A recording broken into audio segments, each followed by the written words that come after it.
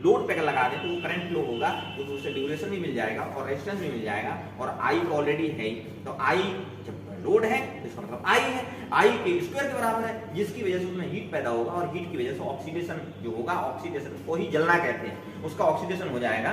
जो हमारे पॉइंट है, चाहे वो कॉपर लगा है, चाहे वो हमारा आयरन लगा है, या हमने एल्यूमिनियम यूज किया है, दोनों के बीच में ऑक्सीडेशन होगा और ये बर्न हो जाएगा। अब हम क्या करें, यहाँ पर आपने स्प्रिंग का बताया, स्प्रिंग क्यों यूज किया गया, तो जैसे यहाँ पर क्या लगा हुआ, वैक्यूम इंटरप्टर लगा हुआ है, वैक्यूम इंटरप्टर क्या 2 पॉइंट है उसमें, 2 पॉइंट है, लेकिन उसको एयर तो नहीं मिल रही है, पहले ही हम ये चीज डिफाइन कर चुके हैं कि वैक्यूम है उसमें, तो ऑक्सीडेशन तो नहीं होगा, लेकिन उसमें अंदर स्पार्क तो होने की कोशिश करेगा, गैस तो बनेगी।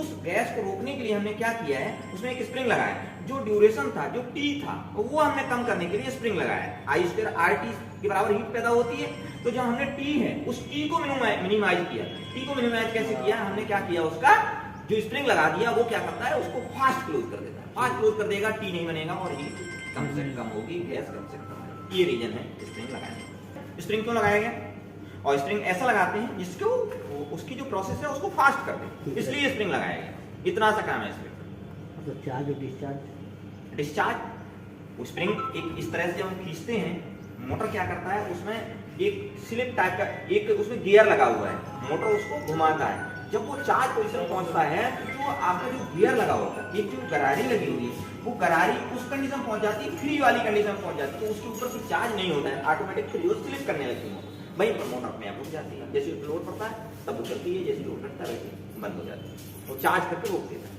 मैनुअली चार्ज करते हैं, मैनुअल चार्ज करते हैं, वो स्प्रिंग को ऐसे सपोज करके खींच लिया, ज्यादा खींच लिया, अचानक छोड़ोगे तो एकदम ऐसे करेगा, तो जो चार्ज का मतलब है स्प्रिंग को खींचना, स्प्रिंग चार्ज कर लिया, खींचना है। लेकिन हम यहाँ कैसे देखा, स्प्रिंग का कैसे यूज करते, 2 तरह से यूज करते हैं, एक तो स्प्रिंग को हम ज्यादा खींच दें तो वो चार्ज हो जाएगा, दूसरा क्या होता है, जैसे स्प्रिंग को खींचा हुआ है उसको हम दबा दें, तब भी तो वो करता, ताकत मारता नहीं मारता, वही मतलब है, उसी एनर्जी को हम यहाँ पर यूटिलाइज करते हैं।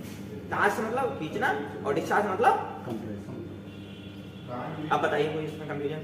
तो एनर्जी मीटर में जो भी हम डेटा लॉग शीट को नोट करते हैं, फुल डेटा उसके विषय में बता देंगे, जैसे उसमें KWH है, MW है, MVARH है, मतलब जो भी यूजफुल डेटा है उसके विषय में थोड़ी जानकारी। हाँ देखिए, जो हमारा मीटर लगा है, वो मीटर को मैंने बताया कि हम किस लिए लगाते हैं, हमारा जो डेटा है उसके लिए लगाते हैं। मीटर से हम करंट को भी नोट कर सकते हैं, मीटर से हम वोल्टेज को भी नोट कर सकते हैं, क्योंकि वोल्टेज और करंट दोनों मिल जाएंगे तभी उसमें KWH बनेगा, KW बनेगा। KWH क्या होता है, वो एनर्जी को रिकॉर्ड करता जाता है, रिकॉर्ड से मतलब है जितनी हमने कंज्यूम की उस एनर्जी को नोट करता जाता है, उसमें जोड़ता हुआ चला जाता है, कम्युलेट करता चला जाता है, कम्युलेट वर्ड समझ रहे हैं, ऐड करता हुआ चला जाता है, तो वो KWH इसमें रिकॉर्ड करता है, कम्युलेट करता जाता है। ऐसे KW भी ये रिकॉर्ड करता है, कम्युलेट भी इसमें एक वर्ड आता है, इसमें आता है, देखेंगे कम्युलेट भी आता है, तो वो जो डिमांड पर मंथ आती है, जो मैक्सिमम जाती है, उसको वो रिकॉर्ड करता चला जाता है। अगला KVH भी वही चीज है जो KWH था, उसी की तरह, क्योंकि उसमें पावर फैक्टर की मल्टीप्लाई होगी, पावर फैक्टर की मल्टीप्लाई नहीं है KVH, तो KVH भी कम्युलेटिव होता है इसमें। फिर KVA आता है, KVA और KW में क्या अंतर है, KWH और KVA में क्या अंतर है, आपको पता है वो किससे संबंधित है, पावर फैक्टर से संबंधित है। अगर इसमें लोड चल रहा है, लोड जब चल रहा है तभी तो पावर फैक्टर होगा, अगर लोड ही नहीं तो पावर फैक्टर कहां से होगा, क्योंकि एंगल तब बनेगा ना जब करंट फ्लो होगा।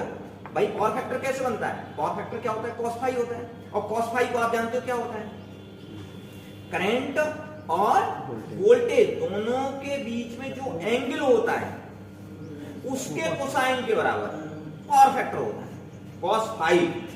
तो फाई क्या चीज है, वो दोनों के बीच में एंगल है। करंट अगर 0 है तो क्या होगा, करंट जैसे 0 होगा तो पावर फैक्टर ऑलरेडी शो नहीं करेगा।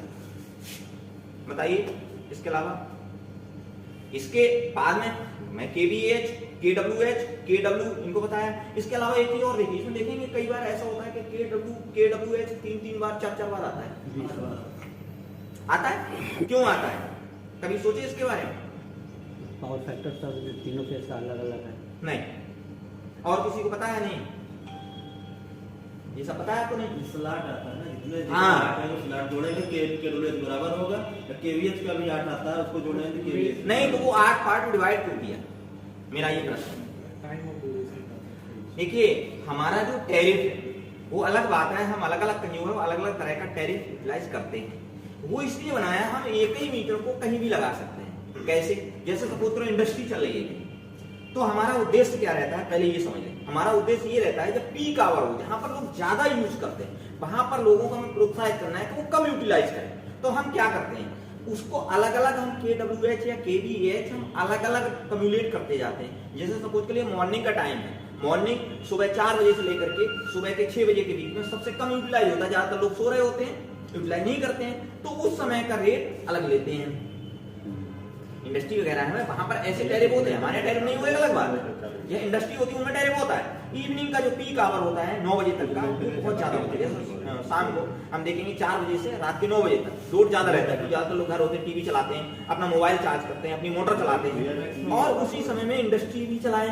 तो क्या करते हैं हम, उस इंडस्ट्री का जो उस समय के पीरियड का जो KWH है, KVA जो यूनिट है, वो यूनिट चार्ज हम ज्यादा रखते हैं, उसका अलग से चार्ज लेते हैं।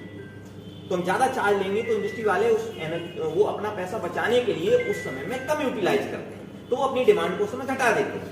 वो क्या करते हैं, वो फिर अन्य समय में वो यूटिलाइज करते हैं जिस समय पे डिमांड कम रहती है। आपने देखा होगा, इसीलिए शिफ्ट वाइज चलाते हैं कंपनियां हैं। आप देखिए मॉर्निंग में कुछ लोग ज्यादा चलाते हैं और इवनिंग के समय कम यूटिलाइज करते हैं। उसका रीजन यही है कि वो अपनी जो पैसा है उसको बचाते हैं। बचत कैसे करते हैं, क्योंकि उनका यूनिट कंजप्शन कम होगा, वो हाईएस्ट रेट है उस समय में। हम कहीं भी किसी इंडस्ट्री में देखेंगे जो पीक आवर होता है, उसका जो यूनिट रेट होता है वो हाईएस्ट होता है। तो हमने अलग अलग मीटर ही अलग अलग करता जाता है, डिफाइन करता जाता है। नहीं तो क्या होता है, हमें एक आदमी लगाना पड़ता है, कोई 4 बजे नोट करता है, फिर वो साहब 9 बजे नोट करता है, दोनों का जो डिफरेंस निकालते पर डे का ऐड करते। इससे अच्छा क्या हमारा मीटर ही बताता चला जाता है और उसके अनुसार मिल जाता है। समझ गया? तो कभी भी अगर इनकमिंग पे काम करना है तो सबसे पहले आपको ट्रांसफार्मर बंद करना पड़ेगा। अगर पीछे साइड में काम करना है तो आगे साइड में काम करना तो कोई दिक्कत नहीं। ठीक है ना? ट्रॉली पे काम